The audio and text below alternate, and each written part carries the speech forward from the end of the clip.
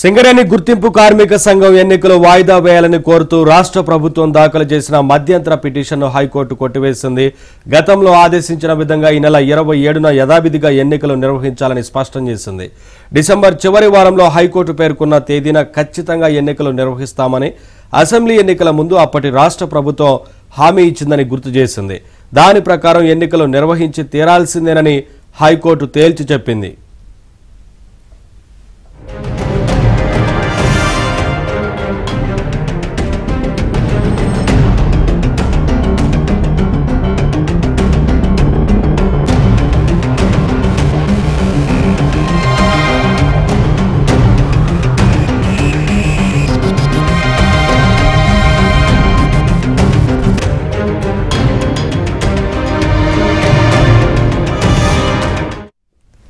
రాష్ట్రంలో కొత్త ప్రభుత్వం ఏర్పడినందున పరిపాలనాపరమైన ఇబ్బందుల దృష్ట్యా సింగరేణి ఎన్నికల నిర్వహణకు కొంత సమయం కావాలంటూ రాష్ట్ర ప్రభుత్వం తరపున ఇంధన శాఖ కార్యదర్శి ఈ పిటిషన్ దాఖలు చేశారు.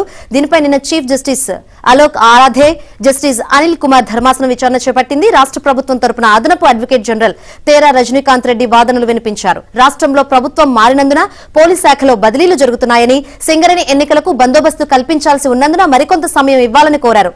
వాదనలు నమోదు చేసుకున్న ధర్మాసనం అప్పటి ఏఏజీ డిసెంబర్లో నిర్వహించే సింగరేణి ఎన్నికలకు అన్ని రకాలుగా సహకరిస్తామని హైకోర్టుకు అండర్ టేకింగ్ ఇచ్చారని పేర్కొంది.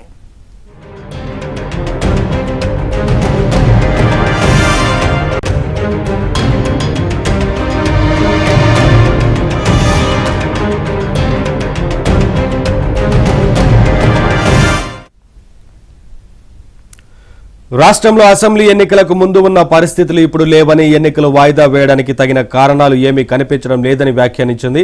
హైకోర్టు ఆదేశాలతో ఎన్నికల ప్రచారంలో నిమగ్నమై ఉన్న కార్మిక సంఘాలు ఊపిరి పీల్చుకున్నాయి. కాగా సింగరేణి ఎన్నికలపై 4 ఏళ్లుగా వివాదం కొనసాగుతోంది. 2017లో జరిగిన ఎన్నికల్లో బీఆర్ఎస్ అనుబంధ కార్మిక సంఘమైన టీబీజీకేఎస్ విజయం సాధించింది. 2 ఏళ్ల పాటు గుర్తింపు సంఘంగా కొనసాగేందుకు కేంద్ర లేబర్ కమిషన్ ఇటు డిక్లరేషన్ ఇచ్చారు.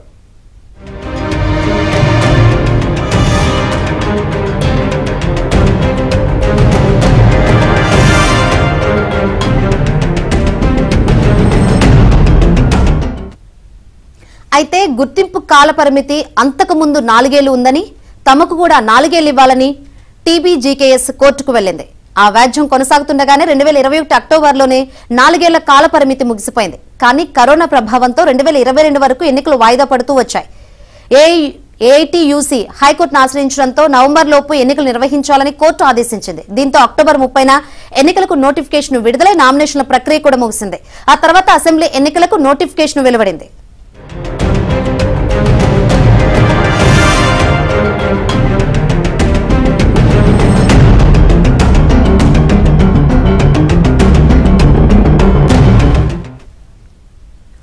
సింగరేణి యాజమాన్యం, ప్రభుత్వం, కొన్ని కార్మిక సంఘాలు అసెంబ్లీ ఎన్నికల తర్వాత సింగరేణి ఎన్నికలు నిర్వహించాలని హైకోర్టును ఆశ్రయించాయి. దీంతో డిసెంబర్ 27 వరకు వాయిదా వేస్తూ హైకోర్టు తీర్పునిచ్చింది. కొత్తగా ఏర్పడిన ప్రభుత్వం కూడా సింగరేణి ఎన్నికలను మార్చికి వాయిదా వేయాలని వారం రోజుల క్రితం పిటిషన్ వేసింది.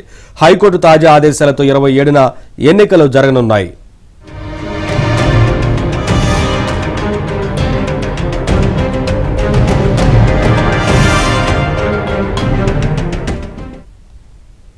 జాతీయ రాష్ట్ర స్థాయిలో మిత్రపక్షాలుగా ఉన్న కాంగ్రెస్, సిపిఐ 27న జరిగే సింగరేణి ఎన్నికల్లో అవగాహనకు రావాలా లేక ఎవరికి వారుగా పోటీ చేయాలా అన్నది తేల్చుకోలేకపోతున్నాయి. కాంగ్రెస్ అనుబంధ ఐఎన్టీయూసీ, సిపిఐ అనుబంధ ఏఐటీయూసీ మాత్రం ఎవరికి వారుగా పోటీ చేసేందుకే మొగ్గు చూపుతున్నాయి. ఈ నేపథ్యంలో నేడు మంత్రులు శ్రీధర్ బాబు, పొంగులేటి శ్రీనివాసరెడ్డి, సింగరేణి బెల్టులోని కాంగ్రెస్ ఎమ్మెల్యేలు, సిపిఐ రాష్ట్ర కార్యదర్శి ఎమ్మెల్యే కూనంనేని సాంబశివరావు ఆ పార్టీ నాయకులు భేటీ అవుతున్నారు. 2 పార్టీలు ఒక అవగాహనకు రావాలంటే ఒక సంఘం పోటీ నుంచి తప్పుకొని మద్దతు ఇవ్వాల్సి ఉంటుంది. ఈ చిక్కుముడిని ఎలా విప్పుతారన్నది ఇప్పుడు చర్చనీయాంశంగా మారింది.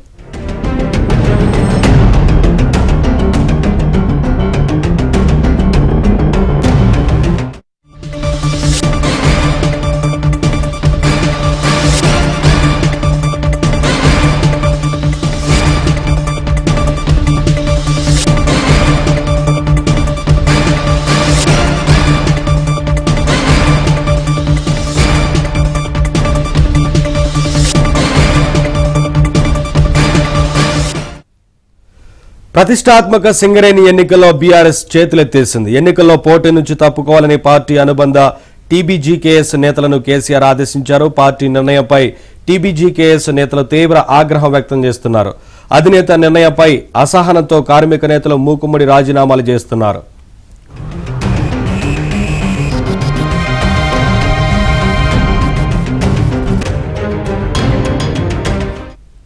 అసంతృప్త నేతలంతా హైదరాబాద్ లో సమావేశం కానున్నారు. వీరంతా కాంగ్రెస్ పార్టీలో చేరాలని నిర్ణయం తీసుకున్నట్లు తెలుస్తుంది. ఉద్యమం నుంచి పుట్టిన సంఘాన్ని పోటీ చేయవద్దని ఆదేశించడం బాధాకరమంటున్నారు కార్మిక నేతలు.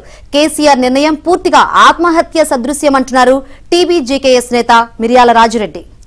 అప్డేట్స్ మా కరెస్పాండెంట్ మాంతయ్య నుండి తెలుసుకుందాం. మాంతయ్య, ఈ సింగరేణి ఎన్నికలకు సంబంధించి టీబీజీకేఎస్ అసంతృప్త నేతలందరూ సమావేశం కానున్నట్లుగా తెలుస్తా ఉంది కదా, ఏంటి వివరాలు? ఎస్ నవీన్, ఈరోజు హైదరాబాద్ లో అసంతృప్త సమావేశం కాబోతున్నారు. ముఖ్యంగా ఏదైతే సింగరేణి ఎన్నికల్లో పోటీకి దూరంగా ఉండాలని చెప్పి కూడా పార్టీ అధినేత కేసీఆర్ ఆదేశించిన నేపథ్యంలో నిన్న నుంచి కూడా ఆ యూనియన్ సంబంధించిన ముఖ్య నేతలందరూ నిన్న రాజీనామా చేశారు. పార్టీకి సంబంధించిన యూనియన్ సంబంధించిన నేతలు మిర్యాల రాజురెడ్డికి, వెంకట్రావు, కింగర్ల మల్లయ్య రాజీనామా లేఖను కవితకు పంపించారు.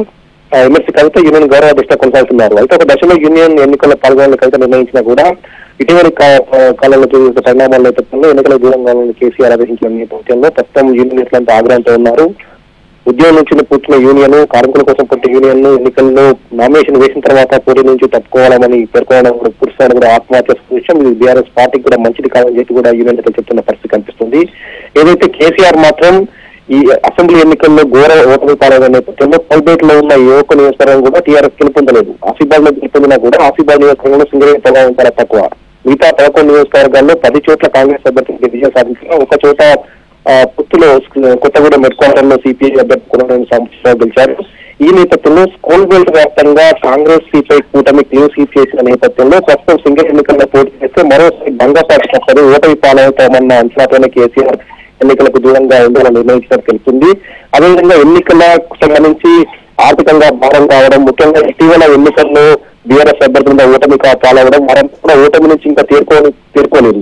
ఈ నేపథ్యంలో కాడనంతా కూడా సమర్థం చేయడం అనవసర సమస్య. ఒకవేళ ఎంత కష్టపడినా కూడా గెలిచే అవకాశాలు లేవని అంచనాతో కేసీఆర్ ఉన్నట్టు తెలుస్తుంది. ఈ నేపథ్యంలో పోటీకి దూరంగా ఉండాలని చెప్తున్నారు. అంతేకాదు సింగరేణిలో టీబీజీకేఎస్ సంబంధించిన కొంతమంది నేతలు చేసిన అక్రమాలు కావచ్చు, వారు చేసిన దందాలు కావచ్చు, ఇవన్నీ కూడా బీఆర్ఎస్ పార్టీకి నష్టం చేకూర్చాయి. అసెంబ్లీ ఎన్నికల్లో బీఆర్ఎస్ పార్టీ పుట్టి ముంచాయి. వీరందరిపై కూడా కేసీఆర్ తీవ్ర ఆగ్రహంతో ఉన్నట్టు తెలుస్తోంది. గత 6-7 సంవత్సరాల నుంచి కూడా టీబీజీకేఎస్ నేతలకు కేసీఆర్ అపాయింట్మెంట్ ఇవ్వడం లేదు.